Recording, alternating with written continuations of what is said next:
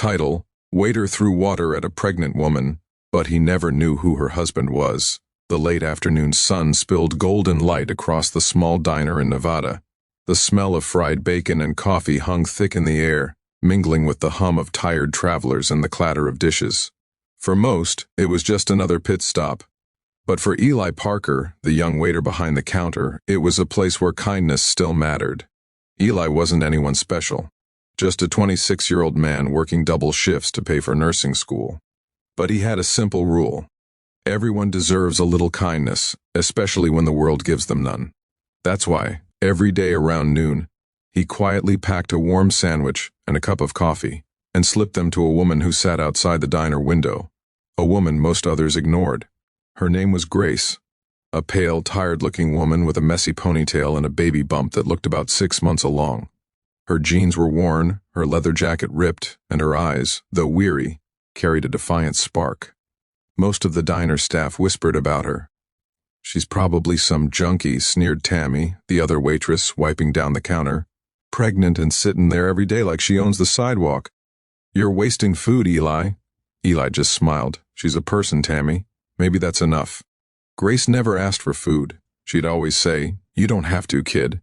But she always accepted, and she always whispered, "Thank you." For weeks this became their quiet ritual. Eli would bring her soup when the evenings grew cold and sneak her leftovers wrapped in napkins when the manager wasn't watching.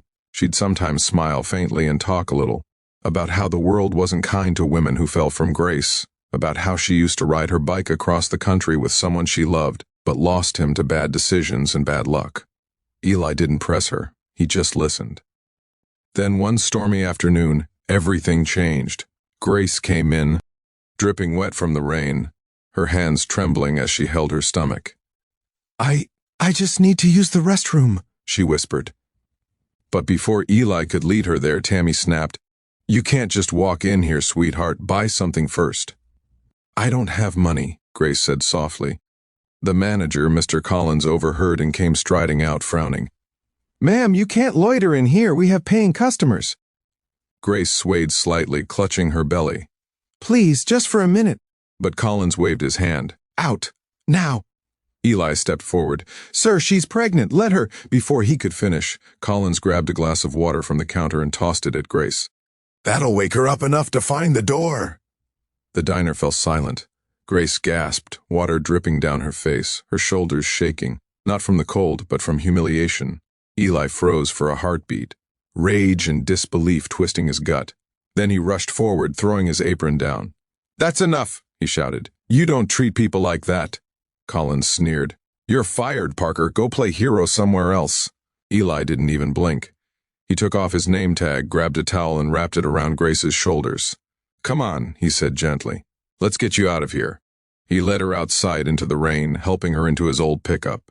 They sat there for a moment, the storm pounding on the windshield.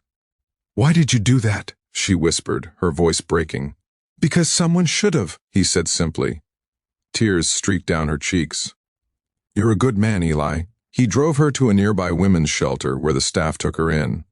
Before she went inside, she pressed his hand. "You'll see me again, kid," she said softly, "and I'll make sure it counts." He smiled, thinking she was just being kind. Months passed. Eli found another job at a bigger diner in Reno. Life went on, until one fateful day when everything came full circle. It was the diner's annual charity fundraiser and local news. Cameras had come to cover it. The place buzzed with chatter as people ate, laughed, and donated. Eli was one of the few who organized it. He wanted to raise money for homeless mothers and struggling families. Just as the mayor began her speech, a roar of engines echoed outside. Heads turned. A line of motorcycles pulled into the parking lot.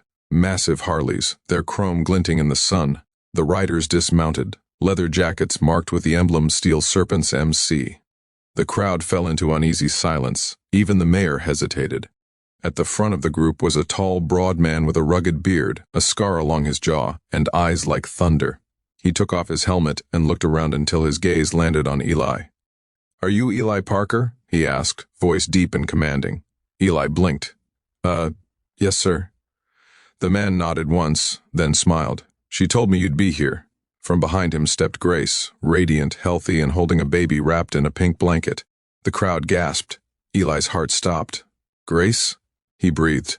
She nodded, tears already glistening. "Told you you'd see me again." The biker put an arm around her. "I'm Reed Dalton, president of the Steel Serpents, and her husband." He looked at Eli with gratitude that softened his hard features. "When I lost her, I lost myself. She ran away when things got bad, when we were being hunted by a rival gang. Everyone thought she was dead. I was ready to burn the world down trying to find her, until she sent word that a kid, a kind stranger, kept her alive when she had nothing." Gasps rippled through the room. The mayor stepped closer. "Wait, the Reed Dalton? The biker who saved that town from the wildfire 2 years ago?" He nodded modestly. "Yeah, that was me. But the real hero's standing right there." He pointed at Eli. "Because when everyone judged her, when she had no reason to trust anyone, he gave her kindness. He made her believe people could still care. And because of that, she came home." Grace stepped forward, tears streaming freely now. "You didn't just feed me, Eli. You gave me hope, and that saved 2 lives." She looked down at her baby. "Meet Ella Grace Dalton, named after you." Eli's throat tightened. The room erupted into applause. Even Tammy, who had come to the fundraiser out of guilt, stood frozen with tears in her eyes. Mr. Collins, who had shown up to network, turned pale as a sheet. He looked like he wanted to disappear. The mayor took the mic, her voice trembling slightly. "Eli Parker, for your compassion and humanity, our city wants to honor you and dedicate this year's fundraiser in your name." The crowd cheered louder. Reporters surged forward, cameras flashing. Grace hugged him tightly, whispering, "You never judged me. You saw a person when no one else did." Eli could barely speak. "You don't have to thank me," he managed. "You just needed someone to care." Reed clasped his shoulder. "Maybe so, but your kindness brought my family back to me. You've got a brother in the Serpents now, for life."